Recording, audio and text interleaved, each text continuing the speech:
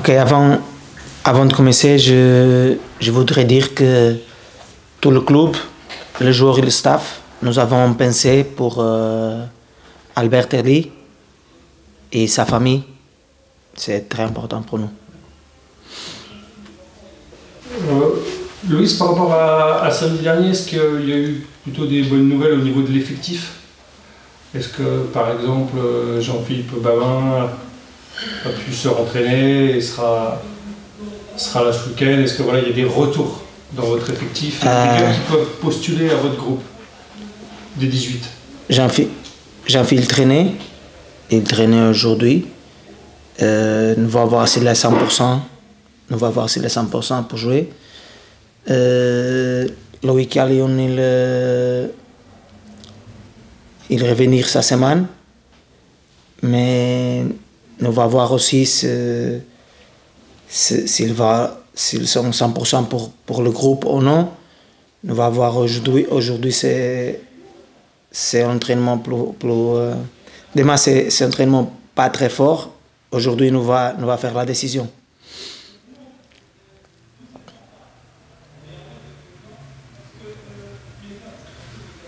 Il n'y a pas de nouveaux blessés?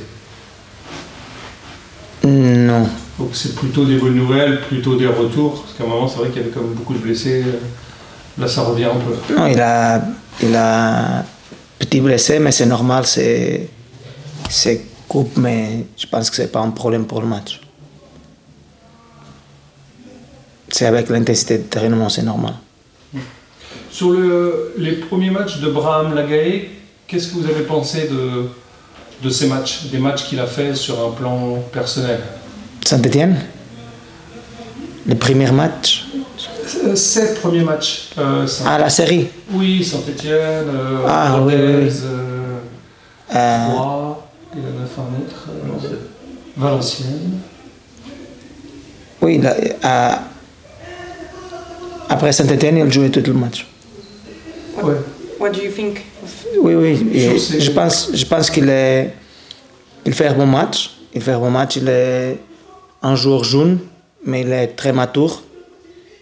Il est très calme. Il est un joueur très très intéressant. Il est un joueur qui écoute, que quand tu parles une chose, quand tu corriges, il reflète très vite. Il fait la chose différente après. Je pense qu'il est un bon joueur, mais avec l'intelligence qu'il est, la capacité de corriger les erreurs, il va évoluer plus en futur. Ouais. Il est à l'écoute, il est humble pour... Oui. Ça c'est hyper important. Oui. Ouais. À 20 ans. Oui, il est très intelligent.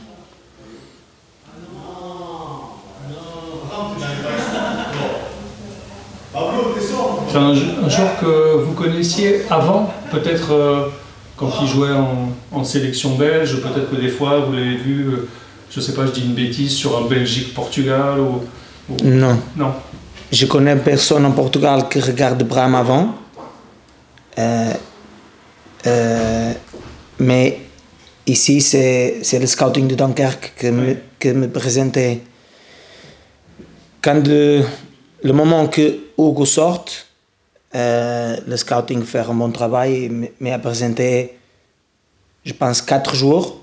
Nous regardons 4 jours différents. Et dans le 4, Braham, c'est la meilleure option. Après, il venir, et la personne en Portugal qui m'appelle et qui parle avec lui parce qu'il connaît le joueur, il regarde le joueur aussi. Et tout le monde, c'est une bonne personne avec lui.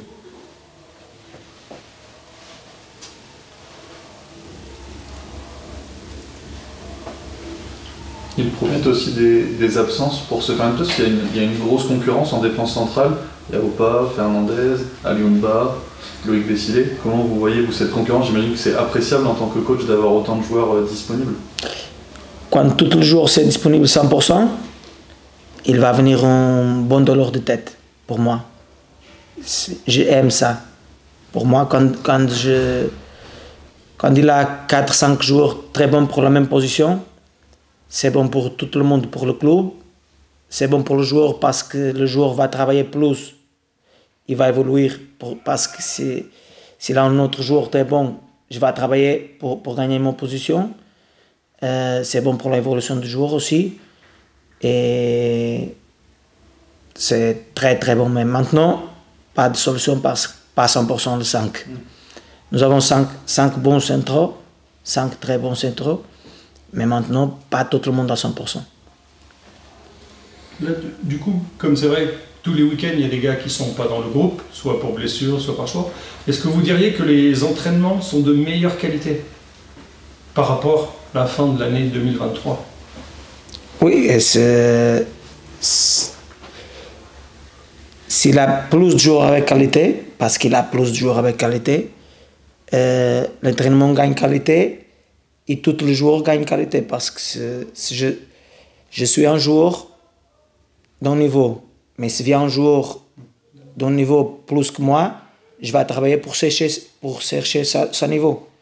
Je pense que c'est bon pour tout le monde et les entraînements maintenant sont beaucoup différents avec l'intensité et avec la compréhension des exercices et de la tactique de le match.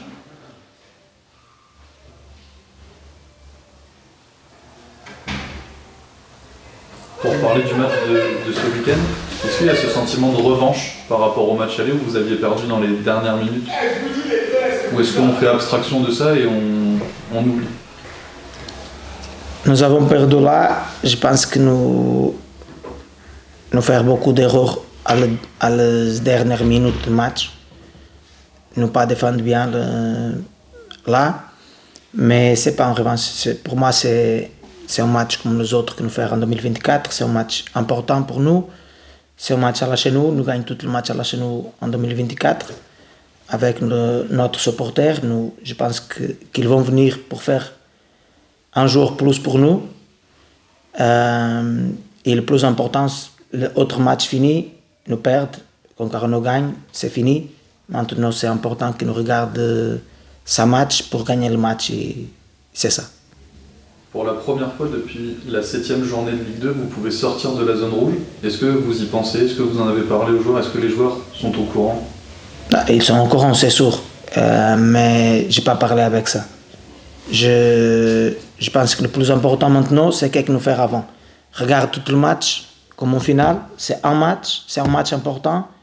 Et ils nous regardent ce match. C'est très important qu'ils nous gagnent. Nous allons faire tout pour gagner.